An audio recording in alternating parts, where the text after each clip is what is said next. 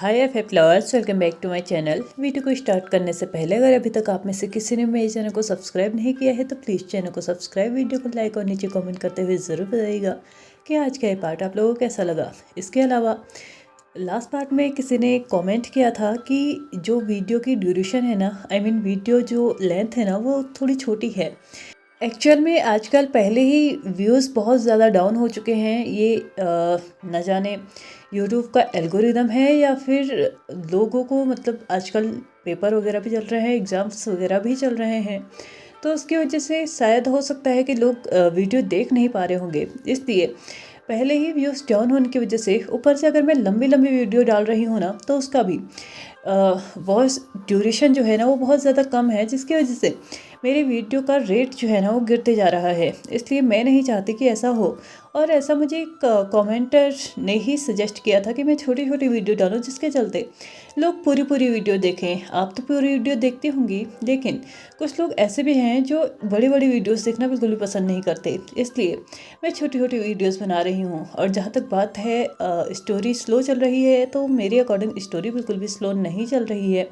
जैसे उसको चलनी चाहिए वो वैसे ही चल रही है। तो होप आप इस बात को ज़रूर समझेंगी और इसी के साथ कोऑपरेट भी करेंगे। तो चलिए देयर सीक्रेट लाइफ के नेक्स्ट पार्ट को स्टार्ट करते हैं। लास्ट पार्ट में हमने देखा था कि विंग वांग जी की पिटाई कर रहा था, और वो भी कुशन से, क्योंकि उसे पता है कि अगर किसी हार्ड चीज़ से उसने अपने हस्बैंड को मार दिया तो उसका हस्बैंड सच में कहीं मर ही ना जाए। इसलिए वो अपना गुस्सा भी निकालना चाहता था, और साथ ही साथ चाहता था कि वो अपने हस्बैंड को ना ज़्यादा हर्ट भी ना करे। इसलिए वो कुशन फेंक फेंक के वांग जी को मार रहा था। और वांग जी के साथ ये कोई पहली बार नहीं हो रहा था। पिछले 5 महीनों से लगभग ऐसा अक्सर होता था, जब भी कभी कोई भी वांग जी के साथ फ्लर्ट करने की कोशिश करता था और वांग जी खुद को सेफ नहीं कर पाता था। और मतलब बहुत टाइम ऐसा होता था कि वांग जी उस सिचुएशन में एकदम फंस के रह जाता था। हालांकि कभी भी वांग जी ने ये अपने एंड से कभी कुछ ऐसे हिंट्स उनको नहीं दिए कि आओ मेरे साथ फ्लर्ट करो, मैं भी फ्लर्ट करूँगा, लेकिन फिर भी वांग जी उस सिचुएशन से ना बाहर नहीं निकल पाता था, जिसकी वजह से विंग को बहुत ज़्यादा गुस्सा आता था कि आखिरकार ये इंसान क्या है, इसको इस सिचुएशन से बाहर निकलना भी नहीं आता।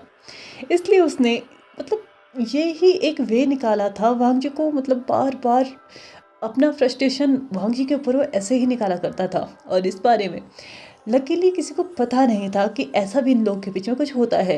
इस वक्त भी वांग जी उन कुशन से बस मार खाते जा रहा था, और जैसे जैसे वो नोटिस कर रहा था कि विंग की साइड को कुशंस कम पड़ते जा रहे हैं, तो वो अपनी साइड से फेंक फेंक के विंग को दे रहा था, और विंग वापस मारते हुए उसी को उसके ही साइड फेंक रहा था। और साथ ही साथ वो इसी के साथ चिल्ला भी रहा था वांग जी के ऊपर कि क्या तुम्हें इतना मज़ा आ रहा था जब वो तुम्हारे साथ फ्लर्ट कर रही थी, अपने हाथों से तुम्हें टच कर रही थी, तुम बहुत मज़े ले रहे थे ना, इसीलिए तो तुमने कभी भी उसको अपने आप से दूर करने की कोशिश नहीं की। तुम्हें तो हमेशा ही इन सारी चीज़ों के बिल्कुल तलाश में रहते हो। तुम तो बिल्कुल घर ही क्यों आते हो? ये सब करने के बाद ना तुम बाहर ही रहा करो। अगली बार से तुम्हें इस घर में बैन कर दिया जाएगा, तुम इस घर में आने के लायक ही नहीं बचोगे, मैं तुम्हें इस घर में आने ही नहीं दूंगा। और न जाने क्या कुछ विंग वांग जी को बस बोले जा रहा था, और उन क्वेश्चंस को फेंक फेंक के उसको मार रहा था। आधे से ज़्यादा क्वेश्चंस तो घर के बाहर जा चुके थे, क्योंकि वांग जी अंदर तो आ चुका था। दरवाज़ा बंद करने का टाइम उसको विंग ने बिल्कुल भी नहीं दिया था। धीरे धीरे अपने कदमों को विंग की तरफ बढ़ाते हुए वांग जी ऑलमोस्ट विंग के करीब पहुंच चुका था, और अब विंग को टाइटली पकड़ लेने के बाद फाइनली उसने विंग को कंट्रोल तो कर लिया था, उनके हाथों को कंट्रोल कर लिया था, लेकिन उसके मतलब जो बॉडी थी ना अभी भी छटपटा रही थी, इसलिए कि वो अपने आप को वांग जी की ग्रिप से हटाए, मतलब रिलीज़ करे, और फिर से वांग जी को पिटना स्टार्ट करे। क्योंकि आज उसका गुस्सा जो था ना वो सर पर चढ़ चुका था। उसका हाई लेवल का जो गुस्सा था ना, अब शायद वो वांग जी के कंट्रोल में तो नहीं आने वाला था। वांग जी ने बहुत ज़्यादा कोशिश करने के बाद फाइनली विंग को थोड़ा सा शांत करते हुए, उसको काउच पे बैठाते हुए, उसके सामने बैठते हुए फाइनली अपने शब्दों को बाहर निकालते हुए बोला कि ऐसा कुछ भी नहीं है विंग, मुझे कोई मज़ा नहीं आ रहा था अगर वो लड़की मेरे साथ फ्लर्ट कर रही थी तो। और तुमने देखा ना, मैं उसको बस अपने से दूर करने की कोशिश ही कर रहा था, लेकिन वो ज़्यादा ही मुझसे क्लिंजी होते जा रही थी, चिपको होते जा रही, तो मैं क्या कर सकता था। और लास्टली हमने उस डील को कैंसिल कर दिया है ना, अब क्या प्रॉब्लम है? तुम इतने गुस्से में क्यों हो जाते हो जब भी कोई मेरे करीब आने की कोशिश करता है? तुम्हें पता होना चाहिए मैं सिर्फ तुम्हारा हूँ और तुम्हारा ही रहूँगा। वांग जी ने अपनी पपी फेस के साथ, एक इनोसेंट से फेस के साथ मतलब वी को ये सब कुछ बोला था, क्योंकि लास्ट में वांग जी के पास जो ब्रह्मास्त्र बचता था ना, वो यही था कि वी के सामने एक इनोसेंट सा फेस बना लो, उसको प्यारी प्यारी बातें करके अपने झांसे में ले लो, या फिर उसे वो मैटर ही भुलवा दो जिसके चलते वो उस पर गुस्सा हो रहा था। लेकिन शायद आज वांग जी का ये पपी फेस भी उसके ऊपर काम नहीं कर रहा था, क्योंकि अगले ही पल विंग फिर से वांग जी के ऊपर चिल्लाते हुए बोलता है कि तुम झूठ बोल रहे हो, तुम्हें सच में मजा आ रहा था ये सब कुछ करने में, और आज ही नहीं, जब भी तुम्हारे साथ ये सब कुछ होता है ना, तुम बहुत ज़्यादा इंटरेस्ट ले लेके एंजॉय करते हो इन सब कुछ चीज़ों को। विंग फिर से वांग जी के सामने मुंह बना के बैठ चुका था, और उसको मतलब एक ऐसे लुक के साथ दिख रहा था ना कि अगर उसके वो गले में ना अटकता ना, वो तो उसको जिंदा ही खा जाता। वांग जी फिर से अपने क्यूट से फेस के साथ उसको मनाने की कोशिश करता है कि नहीं, ऐसा कुछ भी नहीं है। फाइनली 10 से 15 मिनट के इस आर्ग्यूमेंट के बाद, इस समझाने या समझने के इस सेशन के बाद, फाइनली विंग थोड़ा तो शांत हो चुका था, और विंग के अभी भी जो फेस पे मतलब एंग्रीनेस दिख रहा था ना, इसको देखने के बाद वांग जी जो मज़े ले रहा था ना, शायद वो उसको और किसी चीज़ में कभी नहीं आया। ऐसा नहीं था कि वांग जी को कभी भी विंग का गुस्सा होना, नाराज़ होना पसंद आया, लेकिन जो उसका मतलब फेस के एक्सप्रेशंस होते थे ना, पाउटी लिप्स, इतने चबी चबी से चीक्स, लाल गाल, और आंखें तो बिल्कुल ऐसी कि सामने वाला इंसान जिंदा वहीं पे बेहोश हो जाए। ये सारे फेशियल जो एक्सप्रेशंस विंग के होते थे ना, उसके ऊपर तो वांग ही मतलब न जाने कितने बार मर मिटने के लिए तैयार रहता था।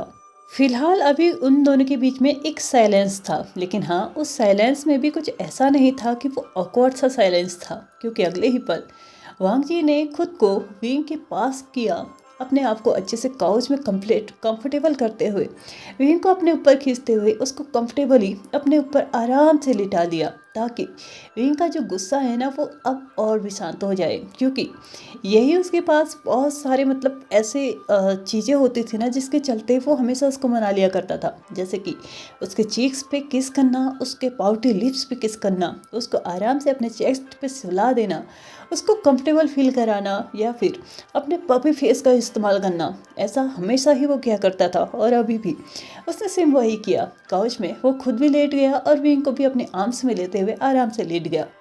लगभग 7 बज रहे थे शाम के, और वो अभी तक ऐसे ही थे। विंग अभी भी वांग जी के ऊपर बिल्कुल एक बेबी की तरह सोया पड़ा था, तो वांग जी भी उसको आराम से अपने ऊपर अपने बाहों में आराम से जकड़ के उसके पीठ को रब करते हुए, उसके बालों को सहलाते हुए उसे ये फील करा रहा था कि चाहे दुनिया में कोई भी मेरे साथ में आ जाए, वो इंसान जो मेरे दिल में सबसे ज़्यादा अहम हिस्सा है रखता है, जब से सबसे ज़्यादा इम्पोर्टेंस रखता है, वो तुम ही हो। तुम्हारे अलावा किसी और का चार्मिंग लुक, चाहे वो कितना भी चार्मिंग क्यों ना हो, उसका मेरे पे तो कोई असर नहीं होने वाला। लेकिन इस वक्त वांग जी को लग रहा था कि उसे कुछ बात तो करनी चाहिए, क्योंकि ये पहली बार नहीं थी कि जब विंग ने अपने पर्सनल रीजंस की वजह से कोई डील को कैंसिल किया था। ऐसा लगभग 4 से 5 बार पहले भी हो चुका था, और अभी फिर से हो रहा था। लेकिन हाँ, वांग जी को एक चीज़ तो मतलब क्लियरली समझ में आ रही थी कि इसका कहीं ना कहीं असर उसकी कंपनी में पड़ रहा है। वांग जी ने फाइनली डिसाइड किया कि वो विंग से आज इस बारे में तो ज़रूर बात करेगा, इसलिए उसने विंग को अभी भी सहलाते हुए, उसके नाम को लेते हुए उसको आवाज़ लगाई, और विंग ने भी बस में उसका आंसर देते हुए वांग जी की तरफ देखना स्टार्ट किया। तो वांग जी ने भी अपने आप को थोड़ा सा लिफ्ट करते हुए थोड़ा सा बैठने वाली पोजीशन में आया। विंग अभी भी उसके ऊपर वैसे ही था, और विंग से फाइनली क्वेश्चन कर ही दिया कि क्या तुम्हें लगता है कि हमें उस डील को कैंसिल करना चाहिए। तो विंग फिर से गुस्सा होते हुए बोलता है, क्या कहा तुमने? 1 मिनट, तुम्हारे लिए वो डील इम्पोर्टेंट है या मैं? तो वांग जी फिर से उसको मनाने की टोन में बोलता है, नहीं नहीं, तुम ही तो मेरे लिए सबसे ज़्यादा इम्पोर्टेंट हो। अगर तुम कहो तो मैं तो कंपनी भी बंद कर सकता हूँ, क्यों? वैसे भी हम दोनों काफ़ी अच्छी डिग्रीज हमारे पास है, कोई भी हमें अच्छी जॉब दे ही सकता है। वांग जी ने ये बोला तो था फनी वे में, लेकिन हाँ, इसके पीछे उसने कुछ ऐसी चीज़ भी छोड़ दी थी जो कि विंग को कहीं ना कहीं समझ में आ चुकी थी, क्योंकि अगर कंपनी बंद होगी तो लगभग 1000 लोग ऐसे हैं जो कि उनके अंडर काम कर रहे हैं, डायरेक्ट इनडायरेक्ट, चाहे वो उनके एम्प्लॉयज़ हैं, कंपनी में वॉचमैन्स हैं या फिर गार्ड्स हैं, ड्राइवर्स हैं, चाहे कोई भी है, लगभग 1000 लोगों को उन्होंने काम दिया हुआ है। और अगर कंपनी बंद हो जाएगी तो ऑफ कोर्स सी बात है उन लोगों की लाइफ में बहुत बड़ा असर करेगा। विंग और वांग जी की लाइफ में शायद उतना असर ना करे, क्योंकि वो वेल एजुकेटेड हैं, वेल डिग्री उनके पास है, और कहीं भी इतना अच्छा एक्सपीरियंस होने के बाद एक कंपनी को उन्होंने इतने सालों तक अच्छे से मैनेज करके चलाया है। जिस कंपनी को कुछ साल पहले ही उनके पेरेंट्स ने खोल के उन्हें दी थी, उस कंपनी को आज उन्होंने लगभग टॉप में पहुंचा दिया है। तो ऑफ कोर्स सी बात है अगर वो कंपनी किसी रीज़न से बंद हो जाती है और वो दोनों कहीं और जॉब के लिए अप्लाई भी करते हैं तो उन्हें अच्छी खासी सैलरी के साथ रख भी लिया जाएगा।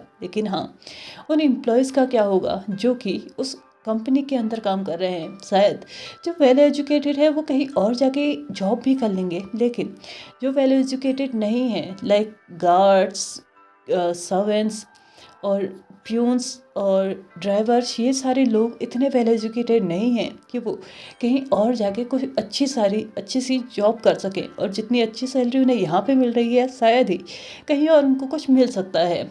इसलिए विंग ये तो समझ चुका था कि वांग जी ने बोला तो एक फ़नी वे में है, लेकिन इसके पीछे उसने कुछ ऐसी चीज़ भी छोड़ दी है जो कि उसको समझनी ज़रूरी है। फाइनली विंग ये समझ चुका था कि वांग जी क्या कहने की कोशिश कर रहा है, तो उसने बोला कि नहीं, मैं कभी ये नहीं चाहता कि हमारी कंपनी बंद हो। बस मैं ये चाहता हूँ कि तुम ऐसे लोगों से दूर रहो जो कि तुम्हारे और मेरे बीच में आने की कोशिश करेंगे। तो वांग जी आंसर करते हुए उसको बोलता है कि हमारे बीच में कभी कोई नहीं आ सकता विंग। हमारे बीच में कभी भी किसी और को आने की इजाज़त ना मैं देता हूँ और ना ही तुम देने वाले हो। तो कैसे कोई आ सकता है? जब तक हम किसी को परमिशन नहीं देते हमारे बीच में आने की, तो ऑफ कोर्स सी बात है कोई भी नहीं आ सकता। लेकिन हाँ, एक चीज़ तुम्हें भी माननी पड़ेगी कि हम अपने पर्सनल रीजंस के चलते अपने कंपनी को लॉस में नहीं डाल सकते, क्योंकि कंपनी लॉस में जाएगी तो हमारे एम्प्लॉयज़ के ऊपर असर पड़ेगा। शायद हमारे ऊपर इतना असर ना पड़े क्योंकि हमारे पास बहुत सारी सेविंग्स हैं, बहुत लोगों का सपोर्ट है, लेकिन उन लोगों के पास अगर सपोर्ट है तो वो हमारा ही है। हमें उन लोगों का ध्यान सबसे पहले रखना होगा। इसलिए मैं चाहता हूँ कि एटलीस्ट नेक्स्ट टाइम किसी भी डील को कैंसिल कर लेने के पहले तुम एक बार सोच लो कि इसके कंसिक्वेंसेस क्या होंगे। और शायद तुम उस कंडीशन को नहीं भूले होगे जिस कंडीशन के साथ मैंने अपना पर्सनल असिस्टेंट अपॉइंट किया था, क्योंकि तुम अच्छे से जानते हो कि हम दोनों का रिश्ता पहले से ही नॉर्मल नहीं था। हम दोनों का ही रिश्ता कुछ अलग था। हाँ, वो बात अलग है कि इस चीज़ को समझने में हमें टाइम बहुत ज़्यादा लगा, लेकिन हाँ फिर भी मैंने इसी कंडीशन के साथ में अपना पर्सनल असिस्टेंट अपॉइंट किया था कि हम दोनों अपने पर्सनल रिलेशनशिप और प्रोफेशनल रिलेशनशिप इन दोनों में ही अंतर करना सीखें। और मैं चाहता हूँ कि हम अभी भी ये मेंटेन करें। मुझे कोई प्रॉब्लम नहीं है दुनिया के सामने में मैं मतलब सबको ये दिखाने में कि तुम मेरे हस्बैंड हो। हमारे बीच में भी एक लवी डवी रिलेशनशिप है, लेकिन फिर भी कुछ चीज़ें हैं जो प्रोफेशनली अलग होनी चाहिए और पर्सनली अलग होनी चाहिए। मैं चाहता हूँ कि हम उन लिमिट्स को मेंटेन करके रखें। अगर हमारी पर्सनल रीजंस के चलते हमारी कंपनी को लॉस हो ही रहा है तो हम क्यों क्यों इन चीज़ों को मेंटेन कर रहे हैं? क्यों अपने इस रिश्ते को जो घर के अंदर हमारा है उसको और जो ऑफिस में हमारा है उसको क्यों अलग कर रहे हैं हम?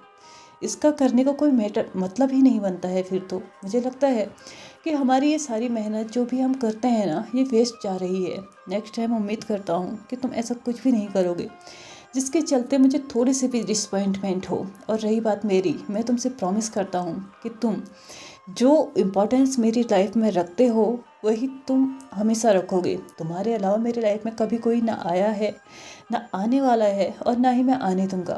Please trust me. इसी के साथ वांग जी ने अपने शब्दों को तो ब्रेक कर लिया था, लेकिन विंग जो अभी तक वांग जी की बातों को बस सुने जा रहा था, उसने रिप्लाई में बस वांग जी के लिप्स पे अपने लिप्स को अटैच करते हुए स्मॉल सा पैक उसके लिप्स पे कर दिया था।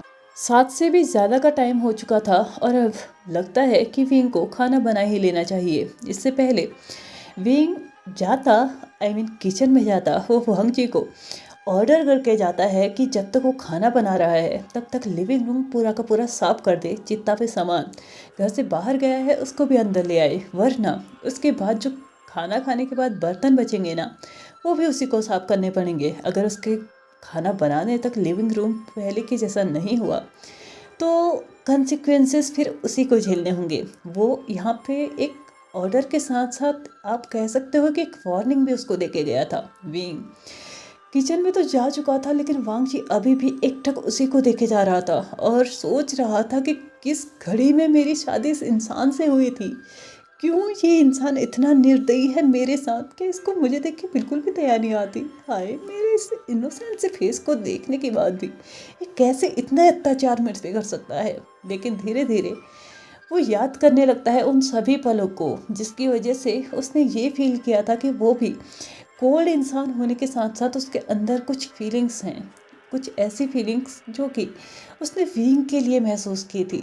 उस विंग के लिए जिसने उसकी लाइफ में आके ऑलमोस्ट हर एक चीज़ चेंज कर दी थी। एक ऐसे इंसान को तक चेंज कर दिया था जिसने कभी अपने घर में मतलब एक वाइट और स्काई ब्लू, इसके अलावा कभी कोई कलर देखा ही नहीं था। उसने अपने घर में न जाने कितने कलर देखे थे, कितने रंग देखे थे अपनी लाइफ में उन खुशियों को महसूस किया था जो कि विंग के आने के बाद आई थी। वो अभी भी एकटक विंग को देखे जा रहा था और शुक्र मना रहा था अपने पेरेंट्स का जिन्होंने विंग को उसके लिए चूज़ किया था, और शुक्र मना रहा था विंग के पेरेंट्स का जिन्होंने विंग को इस दुनिया में लाके उसे खुद को यानी कि लान वांग जी को एक हैप्पीएस्ट पर्सन बनाया था।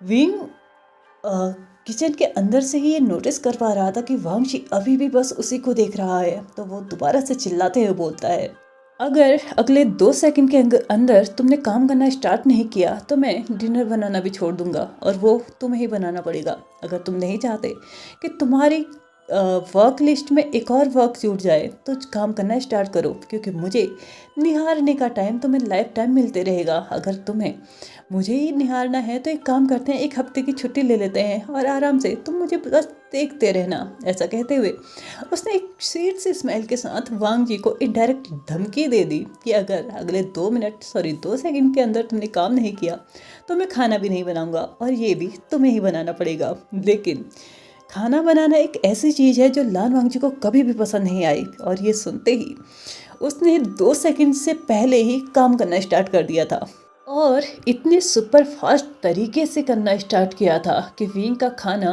अभी तक आधा ही बना था कि उसने पूरा का पूरा लिविंग रूम जो था ना वो साफ़ करके अपनी हर एक चीज़ को वहाँ पे अच्छे से अरेंज करके, जितना भी सामान घर के बाहर फेंका था विंग ने उसको भी उठा के उसकी जगह पे रख दिया था। जितना भी कचरा निकला था उसको डस्टबिन में रख के उसको घर के बाहर मतलब जो डस्टबिन था वहाँ फेंक दिया था। सारे का सारा लिविंग रूम उसने चकाचक साफ कर दिया था। और इधर विंग था जिसका खाना ऑलमोस्ट डन होने वाला था लेकिन अभी हुआ नहीं था। लेकिन वांग जी इस सारे सुपर फास्ट काम की वजह से बहुत ज़्यादा थक चुका था, और फाइनली काउच पे आके उसने अपने आप को इतनी बुरी तरीके से काउच पे फेंका था ना कि मानो ये इंसान न जाने कितने सदियों से थका हारा और फाइनली आराम करने के लिए यहाँ पे आया था। 15 मिनट बाद फाइनली विंग ने किचन से आवाज़ लगाई कि खाना रेडी है, आके खाना खा लो, वरना मैं तुम्हें आज खाना भी नहीं देने वाला। इसी के साथ वांग जी ने अपने कदमों को तेज रफ्तार के साथ किचन में पहुंचाया, और फाइनली खाने पे इतनी मतलब भुक्कड़ों की तरह वो टूट पड़ा था ना कि मानो न जाने या फिर उसको विंग के हाथ का खाना पसंद है या फिर सुबह से कुछ ना खाने की वजह से वो इस तरीके से खाने पे टूट रहा है।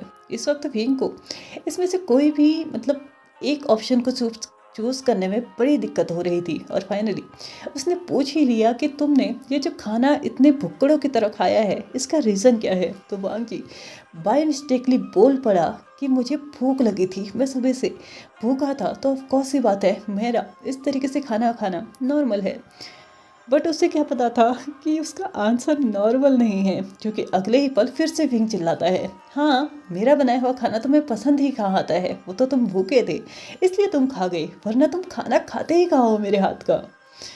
जब विंग अपना प्रवचन दोबारा से स्टार्ट कर चुका था तब जाके लान वांग जी को महसूस हुआ था कि उसने फिर से एक गलती कर दी है। तो फिर से उसने विंग के हाथों को अपने हाथ में लेते हुए उस पर किस करते हुए उसको बताया कि तुम्हें पता है दुनिया का बेस्ट शेफ भी तुम्हारा मुकाबला नहीं कर सकता, दुनिया में ऐसा कोई इंसान है ही नहीं जो कि तुम्हारा मुकाबला कर सकता है। इवन मेरी खुद की माँ भी तुम्हारा मुकाबला नहीं कर सकती। उसने इतने सारे किसेस विंग के हाथ में किए थे ना कि विंग को फाइनली रियलाइज़ हो चुका था कि हाँ, मेरा बनाया हुआ खाना सबसे अच्छा है। खाना खत्म हो लेने के बाद उन दोनों के ही प्लेट्स को लेके विंग अब किचन में दोबारा से जा चुका था और धीरे धीरे सारे गंदे बर्तन को वॉश बेसिन में रख लेने के बाद उनको धोना स्टार्ट कर रहा था। लेकिन दूसरी तरफ लान वांगी था जिसका रोमांटिक मोड थोड़ा सा एक्टिवेट हो चुका था और वो विंग के पीछे से आके उसको बैकअप करते हुए उसके शोल्डर पे अपने चिन को रखते हुए आराम से अपनी हॉट सी जो सांसें थी ना उनको विंग के नेक पे छोड़ना स्टार्ट कर चुका था। हालांकि वो बात अलग है कि विंग पे इसका अभी तो कोई असर नहीं होने वाला है। तो विंग ने उससे अनॉयड वे में पूछा कि तुम ये क्या कर रहे हो। तो लान वांगजी आंसर करते हुए बोलता है, मैं अपने हस्बैंड की हेल्प कर रहा हूँ। तो विंग को फिर से थोड़ा बहुत तो मतलब गेम्स आते ही थे जिसके चलते विंग ने अपने आप को वांग जी की ग्रिप से मतलब रिलीज़ कराया। दोबारा से वांग जी को अपनी प्लेस पे खड़ा कर दिया और जाके खुद वो किचन काउंटर पे जाके आराम से बैठ चुका था। अपने पैरों को हिलाते हुए वो वांग जी को देख रहा था और वांग जी डम्फाउंडली विंग को देख रहा था कि ये आखिरकार ये क्या था। तो विंग आंसर करते हुए बोलता है, तुम्हें तो मेरी हेल्प करनी थी ना, तुम मुझे हक करके कौन सी हेल्प कर रहे थे। इससे अच्छा है बर्तन साफ करो और मेरी अच्छे से हेल्प करो। वैसे भी मेरे इन बर्तन को साफ कर लेने की वजह से मेरे हाथ बहुत गंदे हो जाते हैं। मुझे लगता है कि आज के बाद बर्तन तुम्हें ही साफ कर लेना चाहिए। आखिरकार मेरे हस्बैंड हो, मेरी स्किन गंदी होगी अच्छी होगी इसका ध्यान तो तुम्हें ही रखना होगा ना। ऐसा कहते हुए उसने अपने साइड में रखे हुए कुछ स्वीट पॉपकॉर्न्स का पैकेट उठाते हुए उनको खाना स्टार्ट किया और वांग जी ना चाहते हुए भी उन बर्तनों को धोना स्टार्ट कर ही चुका था। फाइनली एक घंटे की पूरी कड़ी मेहनत के बाद फाइनली वो दोनों इस वक्त अपने रूम में अपने बेड में और वांग जी के आर्म्स में विंग था और विंग का सर इस वक्त वांग जी के चेस्ट पे था और वांग जी धीरे धीरे उसके बालों को सहला रहा था। और फाइनली वो लोग अपने एक स्वीट सी नाइट फिर से एक साथ स्पेंड कर रहे थे। वांग जी ने अपने बेड के साइड के टेबल पे जो नाइट स्टैंड होता है उसमें से लिप बाम को लेते हुए अपने फिंगर्स पे उसको लगाया और धीरे धीरे से विंग के लिप्स पे उस लिप बाम को अप्लाई करना स्टार्ट किया। विंग ने फिर से अननोइड टोन में उससे पूछा, तुम रोज मेरे लिप्स पे लिप बाम अप्लाई करते हो, आखिर क्या है इसका मतलब। क्योंकि वो मतलब इस सब से ना थोड़ा बहुत कहीं ना कहीं उसे बहुत अच्छा तो लगता था, लेकिन हाँ वो ऐसा रियलाइज वांग जी को ज़रूर कराना चाहता था कि ये हर एक चीज़ उसको अननॉय फील कराती है। और वांग जी को अच्छे से पता था कि ये तो विंग की आदत बन चुकी है कि उसको हर एक चीज़ में अनॉयड रिएक्शन देना है, जबकि वो इन सभी चीज़ को एंजॉय करता है। तो वांग जी आंसर करते हुए बोलता है, तुम्हारे लिप्स मुझे पाउटी और सॉफ्ट दोनों ही बहुत अच्छे लगते हैं, इसके लिए इनकी केयर करना तो मेरी ही रिस्पॉन्सिबिलिटी बनती है ना। और वैसे भी तुम मेरे हस्बैंड हो और तुम्हारी केयर करना मेरी सबसे पहली प्रायोरिटी है, इसलिए मुझे नहीं लगता कि मैं कुछ गलत कर रहा हूँ। इसी के साथ उसने विंग को थोड़ा सा ऊपर लिफ्ट करते हुए अपने लिप्स के साथ विंग के लिप्स को रब करते हुए, किस नहीं रब करते हुए उस लिप बाम को अपने लिप्स पे भी अप्लाई कर लिया था ताकि उसके भी तो लिप्स स्वीट और सॉफ्ट रहें। बट कोई था जो सिर्फ इसे रबिंग ही नहीं रखना चाहता था, इसलिए उसने धीरे धीरे वांग जी के लिप्स पे ना किस करना स्टार्ट कर दिया था। तो वांग जी कहाँ पीछे रहने वाला था, उसने भी अपने हैंड से उस किस को किस बैक करना स्टार्ट कर दिया था। लगभग 2 मिनट के इस पैशनेट और डीप किस के बाद फाइनली उन दोनों को ऑक्सीजन की ज़रूरत भी थी, तो उस ऑक्सीजन को लेने के लिए एक दूसरे से थोड़ा सा दूर तो होना ही पड़ेगा। और बेचारा थका हुआ विंग फिर से अपने आप को लिफ्ट करते हुए वांग जी के चेस्ट पे जाके रह चुका था। वांग जी ने फिर से अपने आर्म्स को विंग के अराउंड ट्रैप कर लिया था और उसके बालों को सहलाते हुए बोला, तुम्हें याद है ना कल हमें हॉस्पिटल जाना है। तो विंग का जो फेशियल एक्सप्रेशंस अभी तक थोड़े अनॉयड से, इरिटेटेड से, या ये कहो कि वांग जी को दिखाने के लिए कि वो वांग जी से अभी भी गुस्सा है, ऐसे एक्सप्रेशंस उसके फेस पे थे, तो वो अभी सडनली एक सैड एक्सप्रेशंस में चेंज हो चुके थे। क्योंकि उसे पता था कि उसने हॉस्पिटल जाना है और वहाँ जाके कोई श्योरिटी नहीं है कि कुछ अच्छा ही सुनने को मिलेगा, क्योंकि पिछले 6 महीने से यही तो चलता आ रहा है। लेकिन वांग जी समझ चुका था कि विंग अभी फिर से सैड हो चुका है। उसने विंग के फेस को अपने हथेलियों में लेते हुए अपने तरफ देखने पे विंग को मजबूर कर दिया और फाइनली उसको एक स्वीट सी स्माइल दी कि सब कुछ ठीक हो जाएगा, टेंशन मत लो। कल अगर हम वहाँ पे जाते भी हैं तो भी तुम्हें किसी बात की टेंशन लेने की ज़रूरत नहीं है, जो होगा सब अच्छा ही होगा। विंग भी इस बात को समझ चुका था और उसने भी एक स्वीट सी स्माइल के साथ वांग जी के फॉरहेड पे, चिक्स पे और फाइनली लिप्स पे किस करते हुए उसको गुड नाइट विश करते हुए अपने आर्म्स को फिर से वांग जी के अराउंड रैप करते हुए उसके चेस्ट पे अपने सर को रख लिया था और उसको ऑर्डर देते हुए बोलता है कि चुपचाप सो जाओ और मुझे भी सोने दो। वांग जी अच्छे से जानता था कि अब विंग का मतलब है कि अच्छे से एक स्लीपिंग पोजीशन में आ जाओ और लाइट्स ऑफ कर दो, क्योंकि विंग को कभी भी लाइट्स ऑन करके नींद नहीं आती थी। आई नो बहुत सारे लोग ये सोच रहे होंगे कि कहाँ की स्टोरी कहाँ पहुँच चुकी है। ये लोग जो एक दूसरे को बिल्कुल एकदम कोल्डली देखते थे, एक वर्कहॉलिक पर्सन और एक कोल्ड पर्सन अचानक से इतने लवी डवी कैसे हो गए, तो ये हम जानेंगे नेक्स्ट पार्ट में। तो चलिए फ्रेंड्स, आज के इस पार्ट को हम यहीं पे ख़त्म करते हैं। वीडियो पसंद आया हो तो please like share subscribe and comment करते हुए जाएगा। Thank you so much for watching my video and bye bye.